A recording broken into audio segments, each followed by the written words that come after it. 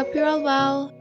I decided to make this video for anyone who's looking for a more creative and relaxing way to spend some of their free time right now while we wait out this coronavirus pandemic.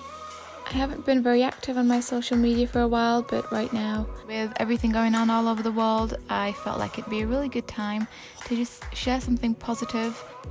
If you're one of many of us who are currently locked down or in self-isolation because of this whole coronavirus, this is a really good time to start a hobby, learn something new.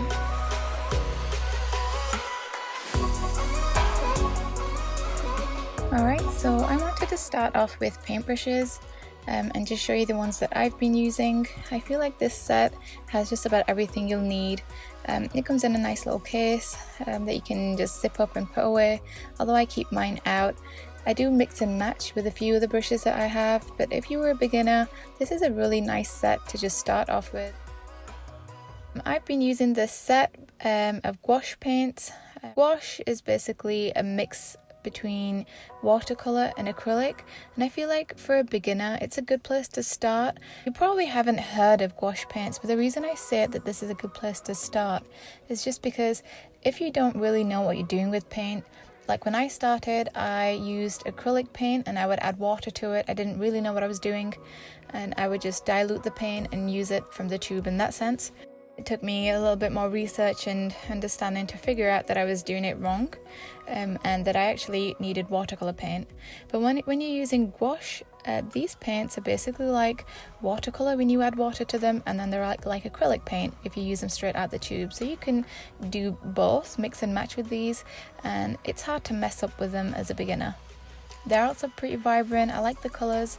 I've painted everything that I'm showing in this video using these exact products, and I feel like they've given me pretty good results, so I would definitely recommend them if you're just starting out and you don't really know the direction to take.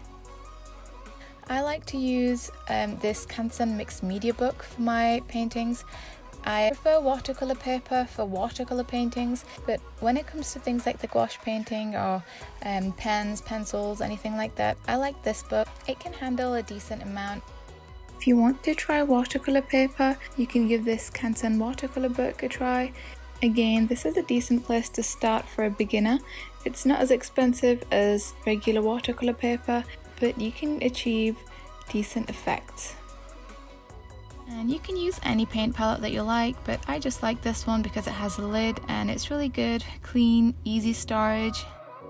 For my setup, I use reused glass pasta jars, I think it is, for my water, and then a cup with my brushes, and usually just a small towel or some cut up old t-shirts to clean my brushes on.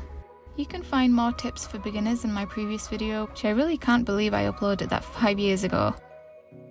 Right, so those are the few main items that I feel like any beginner would be just fine with.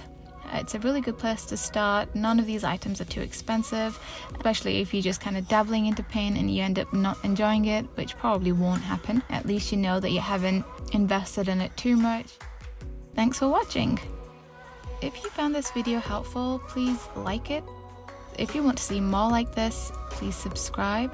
I promise it won't take me 5 years to share another video.